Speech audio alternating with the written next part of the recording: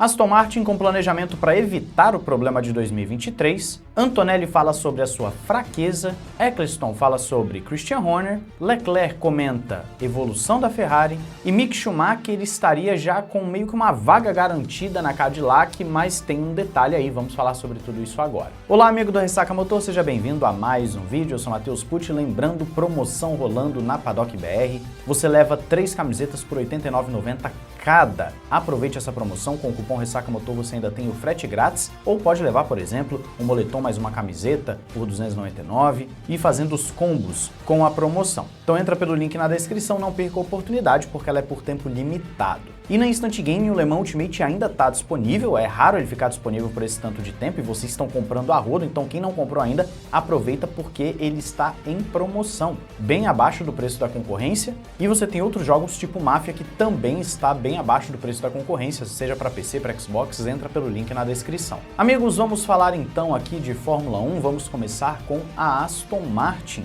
isso porque nós temos uma Aston preocupada com o que aconteceu em 2023 e eles estão obviamente olhando para 26 e não querem cometer o mesmo erro. Para você que não se lembra, em 2023 a Aston Martin começou bem a temporada, até ensaiando uma ameaça à Red Bull, e depois, conforme o carro foi sendo atualizado, simplesmente se perderam e foram ficando para trás. De acordo com o que você confere aí na descrição, as fontes sempre ficam na descrição, eles finalizaram seu principal pacote de atualizações de 2025 com peças testadas em circuitos diferentes e foram beneficiados pelo novo túnel de vento, que trouxe uma boa correlação com a pista, e essa informação aqui é primordial, ainda mais nesse regulamento de efeito solo. Por conta disso, a equipe visa evitar repetir o erro de 2023, onde multiplicaram versões do assoalho, priorizando agora dados sólidos para não comprometer o desenvolvimento de 2026, e já prepara uma super equipe técnica para essa grande mudança. A gente sabe que o Adrian Newey é o principal nome que chegou,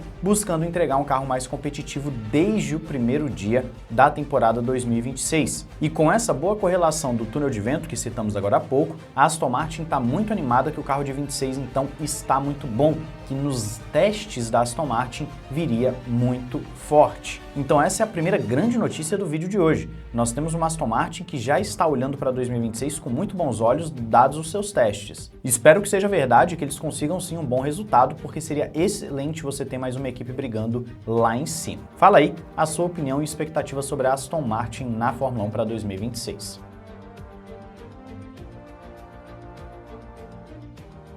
Kimi Antonelli não vem tendo um período muito bom. Depois do pódio ele derreteu nas suas performances e a gente sabe que a suspensão da Mercedes acabou contribuindo para isso, tanto para ele e o Russell também andarem mal, só que depois voltaram para a suspensão anterior. Os dois até foram um pouco melhores, mas ainda assim há uma distância considerável entre o Russell e o Antonelli. O detalhe é que o Kimi Antonelli tem demonstrado um bom desempenho no geral em corridas e na gestão de pneus. Ele fica pouco atrás do George Russell quando se trata de corrida. Só que a grande diferença está na classificação. Antonelli ainda não consegue em uma volta rápida extrair o limite do carro. Ele está trabalhando com o Bono, que é o seu engenheiro, era o mesmo do Hamilton até o ano passado, para melhorar, e reconhece que o formato da classificação da Fórmula 1 dá poucas oportunidades de adaptação. E agora, para esse segundo semestre, para a segunda parte de campeonato, ele tem como meta igualar os tempos do George Russell no quali, o que vai ser muito difícil. Ele é um piloto que chegou agora, está pegando a manha do carro, muito dificilmente ele vai conseguir andar no ritmo do George Russell. Só que tem um detalhe, ele precisa melhorar os resultados dele na classificação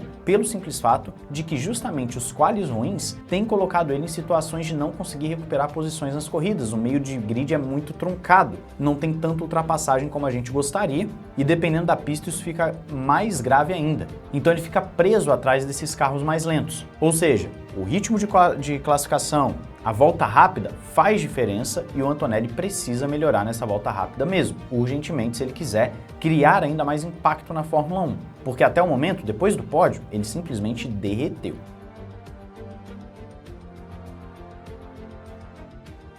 Passando agora para a Red Bull, Eccleston fala mais um pouco sobre a demissão do Christian Horner e ele diz o seguinte, que assim como acontece com Verstappen, também houve um problema com o Christian Horner da Red Bull não ter um número 2. O Verstappen não tem um plano B, né? No caso a Red Bull não tem um plano B para o Verstappen, se ele sair a Red Bull fica ver navios, e a Red Bull não tinha um plano B para o Christian Horner. E convenhamos, o cara tava lá há 20 anos, não sei se a Red Bull pensava em realmente substituir o Christian Horner. Você pensaria? O cara há 20 anos lá, ele ainda jovem, né? O Christian Horner tem o quê? Uns 55 anos, alguma coisa assim? Ele ainda tem muito tempo de Fórmula 1, então ele poderia tranquilamente ficar mais uns 10, 15 anos aí à frente da Red Bull. Então eu entendo esse lado de não ter um plano B. Só que o Bernie Eccleston põe um ponto aqui muito forte, que é o de não ter o segundo piloto e o segundo cara para assumir a equipe. Tanto é que o Max foi promovido da equipe B. Se o Verstappen sai, você vai ter um outro momento de crise. E ontem no vídeo, se você assistiu, você sabe, o Verstappen se encontrou anteontem com o Toto Wolff, né? Tem as fotos deles lá no iate do Wolff. Então assim, realmente nós temos um cenário para a Red Bull que não está muito legal. A Red Bull está também, assim como eu falei do Antonelli, derretendo. E no cenário de curto prazo, não parece que eles terão força para poder voltar. A médio e longo prazo, beleza, eles têm estrutura e dinheiro para isso. Mas no curto prazo, a Red Bull parece estar numa situação muito ruim.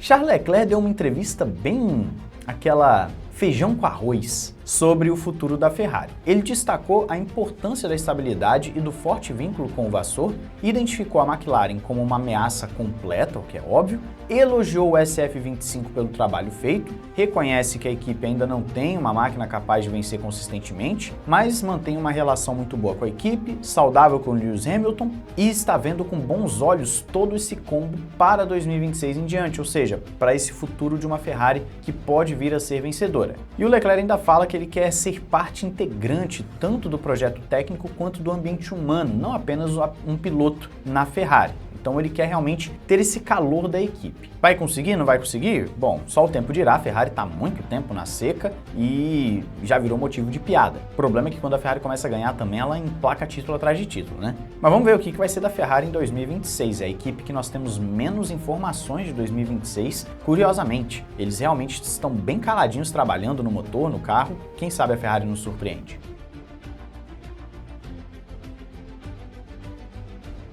Por último, mas não menos importante, nós temos a situação da Cadillac, que tem a ver diretamente com o brasileiro Felipe Drugovich. Nós sabemos que o Mick Schumacher meio que já foi descartado de acordo com os relatos recentes. Agora, uma matéria do The Race, assinada pelo Thibaut Villemin, não sei se fala assim, Mick Schumacher é apontado como um candidato, sim, para integrar a Cadillac, tanto na Fórmula 1 quanto no WEC. Você fala, mas como assim? Bom, no WEC ele estaria para substituir o Jason Button, enquanto na Fórmula 1 Schumacher já estaria quase que garantido como um piloto reserva de desenvolvimento, ou seja, a vaga mesmo de piloto jovem não iria para o Mick Schumacher, nós já estamos vendo através de outra fonte. Então para o Mick, o sonho da Fórmula 1 parece que realmente acabou, né? Ele não deve conseguir vaga de titular e eu já tenho falado para vocês há algum tempo que eu não vejo com bons olhos uma volta do Mick como piloto titular. Ficar ali de reserva, desenvolvimento, legal, mas titular na Fórmula 1 acho que não. Para o WEC, ótimo, é um piloto que tem sim nível de WEC, pô, vai lá, tranquilamente, todo sucesso para ele. Agora, existe também o lado do brasileiro. O Felipe Drugovich ainda é visto, de acordo com os últimos relatórios que a gente tem lido aqui para vocês, como o principal nome dos jovens pilotos. Por mais que tenha ainda um ou outro que esteja no páreo, o Drugovich seria o principal, e ele é piloto Cadillac,